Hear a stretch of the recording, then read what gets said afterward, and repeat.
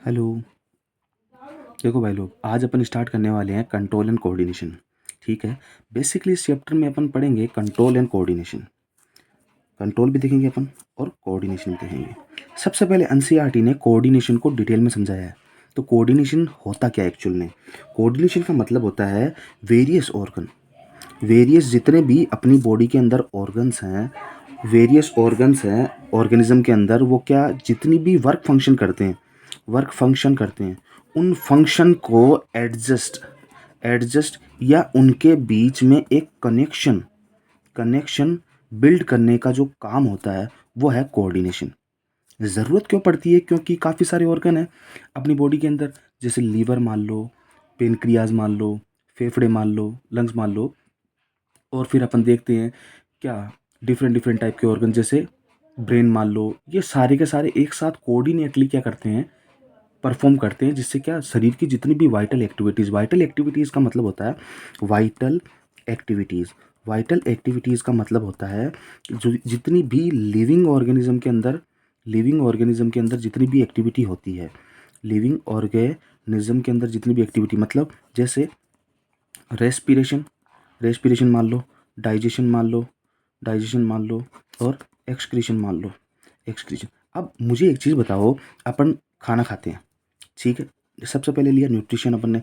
Nutrition लेने के बाद में अपन क्या करेंगे, उसको डाइजेस्ट करेंगे। डाइजेस्ट करने के बाद में उसे अपने विलाई के द्वारा छोटी आंत में, फिर ब्लड के अंदर, ब्लड स्ट्रीम के अंदर एब्जॉर्ब करेंगे। एब्जॉर्ब करने के बाद सभी सेल को डिस्ट्रीब्यूट करेंगे। डिस्ट्रीब्यूट करने के दौरान क्या होता है, जो रेस्पिरेशन होता है, रेस्पिरेशन प्रोसेस के दौरान अपन ऑक्सीजन अंदर लेते हैं और CO2 छोड़ते हैं। तो अब ऑक्सीजन अंदर ले रहे हैं तो वो ब्लड के अंदर आएगी। ब्लड क्या करेगा, उसे वेरियस सेल तक पहुंचाएगा। अब सेल तक पहुंचने के बाद में क्या, तो जो सेल के पास ऑक्सीजन गई, अब ऑक्सीजन सेल के अंदर जो ऑक्सीजन गई, तो सेल क्या करेगी, उस ऑक्सीजन का यूज़ लेके, जो आपने खाना खाया था, जो सेल को दिया था, ठीक है, ब्लड ने दिया था सेल को, तो सेल क्या करेगी, उस ऑक्सीजन को यूज़ करके उसको तोड़ेगी, खाने को तोड़ेगी, उसमें से एनर्जी निकालेगी। एनर्जी निकालने के बाद जो वेस्ट बचेगा, उस वेस्ट को एक्सक्रीशन द्वारा बाहर फेंकेगी। तो ये सारी की सारी फंक्शन एक साथ कोऑर्डिनेटली फंक्शन करते हैं।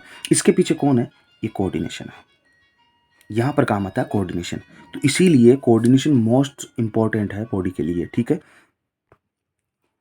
अब अपन देखते हैं कि कोऑर्डिनेशन होता है, कोऑर्डिनेशन बेसिकली दो टाइप का होता है। यहाँ पर दो टाइप का होता है, ठीक है। फर्स्ट होता है नर्वस नर्वस और सेकंड होता है केमिकल केमिकल, ठीक है। अपन बात करें नर्वस की, नर्वस कोऑर्डिनेशन सिस्टम। तो इसमें ये एनिमल एंड ह्यूमन दोनों में होता है, ठीक है। एनिमल और ह्यूमन दोनों में होता है, डेफिनेटली होगा। इसके अंदर आती क्या क्या चीज़ें हैं? एक तो आती है ब्रेन, एक आती है स्पाइनल कॉर्ड और एक आता है नर्व्स। सबसे इम्पोर्टेंट पार्ट, तार, दिमाग के तार बोलते हैं इनको, ठीक है।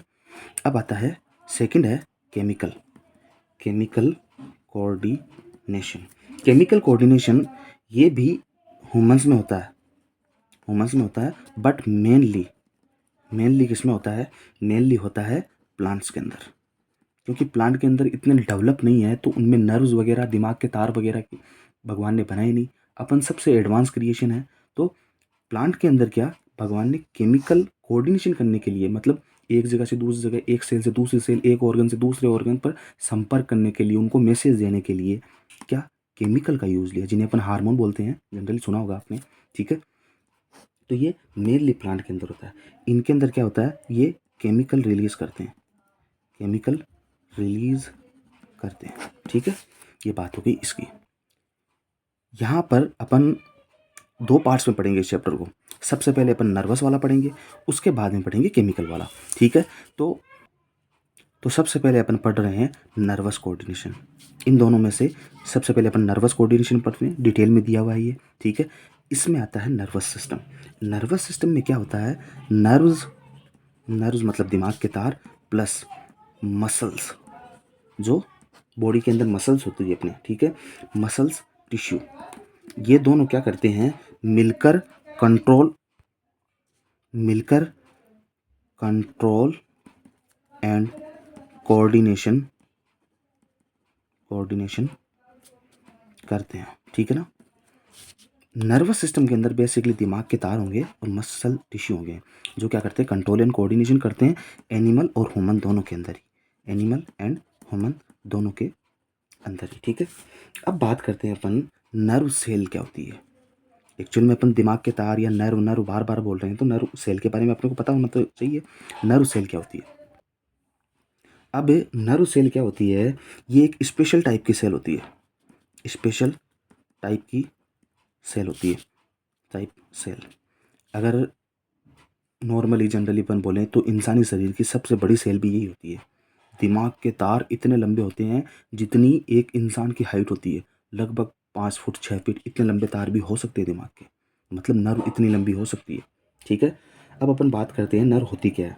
ये क्या करती है, बेसिकली जो भी मैसेज होता है, जो भी मैसेज होता है, ठीक है, उस मैसेज या सेंस को, सेंस मतलब कोई भी मैसेज है, सेंस को रिसीव करती है, रिसीव करती है, ठीक है, सिग्नल को बॉडी से रिसीव करती है और उसे कहाँ तक लेके जाती है, ब्रेन तक लेके जाती है, और वाइस वर्सा, मतलब ब्रेन से वापस उस बॉडी पार्ट तक लेकर भी आएगी। अब मान लो आपके बाई चांस एक कांटा चुभा, तो पैर में कांटा चुभा, पैर की जो मसल्स है उनमें नर्व चिपकी हुई है, वो नर्व्स क्या करेगी, दिमाग की तरफ संकेत लेकर जाएगी, ब्रेन की तरफ संकेत लेकर जाएगी।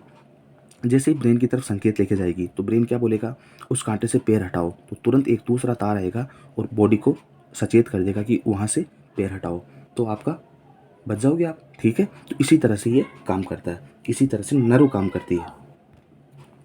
नर्व नर्व सेल को अपन न्यूरॉन न्यूरॉन भी कहते हैं, ठीक है, न्यूरॉन भी कह सकते हैं अपन इनको, ठीक है। अब बात करते हैं कि न्यूरॉन न्यूरॉन क्या है। Neuron is structural and functional unit of nervous system, यानी स्ट्रक्चरल एंड फंक्शन। अगर नर्वस सिस्टम को बनाना है तो ये मान लो मील का पत्थर साबित होती है। मतलब अगर न्यूरॉन नहीं है तो नर्वस सिस्टम का कोई मतलब नहीं है, यानी स्ट्रक्चर एंड फंक्शन, उसकी स्ट्रक्चर भी बनाती है और उसमें फंक्शन भी परफॉर्म करवाती है। तो न्यूरॉन है तो ही नर्वस सिस्टम है, न्यूरॉन नहीं तो नर्वस सिस्टम नहीं, ठीक है, ये बात होगी इसकी। अब अपन बात कर रहे हैं कि जो न्यूरॉन होता है वो एक्चुअली बना किससे होता है। अपन बार बार बात कर रहे हैं कि नर्व सेल को अपन न्यूरॉन बोल सकते हैं, न्यूरॉन ये है, न्यूरॉन वो है। तो न्यूरॉन है क्या, न्यूरॉन दो चीज़ों से मिलकर बना होता है एक्चुअल में। फर्स्ट है सेल बॉडी, सेकंड है सेल प्रोसेस। न्यूरॉन की स्ट्रक्चर बेसिकली इस तरह की होती है, ठीक है, ये एक तरह की सेल है। अब इसमें क्या होता है, इस वाले पार्ट को अपन बोलते हैं सेल बॉडी, और इस वाला जो लंबा सा पार्ट होता है उसे अपन बोलते हैं सेल प्रोसेस। प्रोसेस का मतलब यहाँ पर ये नहीं है कि कोई प्रक्रिया है, इसे बोलते हैं प्रवर्ध। प्रवर्ध मतलब निकला हुआ, बाहर निकला हुआ, बस और कुछ नहीं है मतलब इसका, ठीक है। अब अपन बात करते हैं कि जो सेल बॉडी होती है, इस सेल बॉडी के अंदर क्या होता है, सेल बॉडी के अंदर जो पार्ट है, मतलब कोई भी सेल है तो साइटोप्लाज्म तो होगा, मतलब लिक्विड तो भरा होगा। ये इसके अंदर जो लिक्विड भरा हुआ है उसके अंदर न्यूक्लियस होता है। इस न्यूक्लियस का जो काम होता है, जैसे डीएनए रखना, ठीक है, डीएनए रखना, प्रोटीन सिंथेसिस करना, वो सारी चीज़ें हैं। अब इसके अंदर ये जो डोटेट स्ट्रक्चर, एनसीईआरटी एक वर्ड काम में लेती है, ग्रेनुलर साइटोप्लाज्म। ग्रेनुलर साइटोप्लाज्म का मतलब होता है इसके अंदर अपने को दाने दाने दाने दाने से दिखते हैं, मतलब दानेदार साइटोप्लाज्म दिखता है, एकदम क्लियर ट्रांसपेरेंट साइटोप्लाज्म नहीं दिखता है, दानेदार दिखता है। दानेदार क्यों दिखता है, दानेदार के पीछे कारण है नीसल्स ग्रेन्यूल। ये नीसल्स ग्रेन्यूल क्या करते हैं, जो भी मान लो न्यूक्लियस ने डीएनए बनाया, उस डीएनए बनाया, उस डीएनए को वो बाहर भेजेगी, मतलब कोई मैसेज देना है, मान लो इस सेल को कोई मैसेज देना है, तो ये डीएनए में उस मैसेज को टाइप करेगी, टाइप करने के बाद इसे बाहर भेजेगी, बाहर भेजने के बाद प्रोटीन बनाएगा। प्रोटीन कौन बनाएगा, ये नीजल्स ग्रेन्यूल बनाएंगे।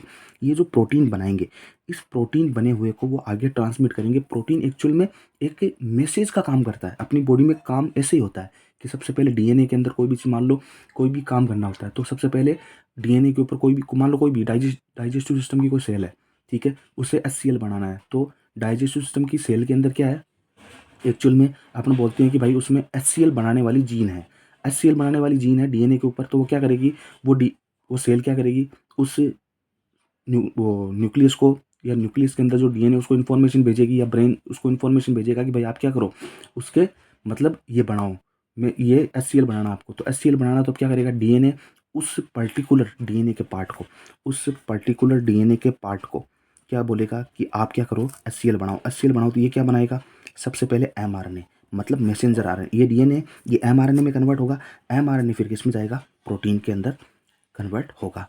अब प्रोटीन के अंदर कन्वर्ट होगा तो प्रोटीन ही एक्चुअल में क्या है, प्रोटीन ही एक्चुअल में क्या है, वो है मैसेज है। तो अपन बोलते हैं ना जनरली कि नीसल्स ग्रेन्यूल क्या होते हैं, नीसल्स ग्रेन्यूल प्रोटीन का सिंथेसिस का काम करते हैं। अब इस जो सेल बॉडी है, इस सेल बॉडी से कुछ बाहर की तरफ प्रोसेस निकली होती है जिन्हें अपन क्या बोलते हैं,